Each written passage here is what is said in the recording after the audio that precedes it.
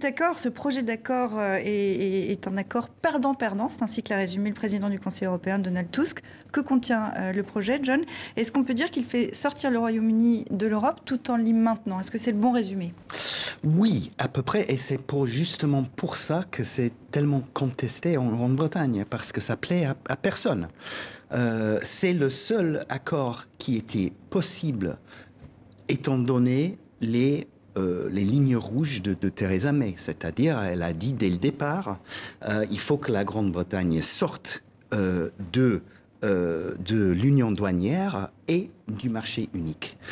Et alors c'est là où on voit tout de suite le problème fondamental du Brexit, c'est-à-dire que ceux qui ont milité pour le Brexit ont jamais réfléchi aux conséquences concrètes de leur démarche.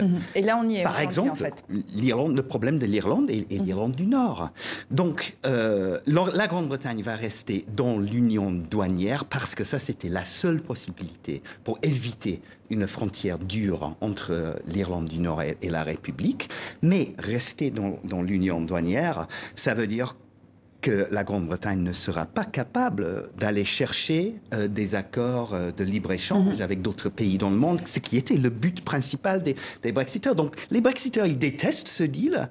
Et pour ceux qui ont voté Remain, donc, c'est le seul deal possible, mais c'est très, très loin oui, c'est ça, c'est que personne... de la situation dans laquelle on se trouve. Et puis finalement,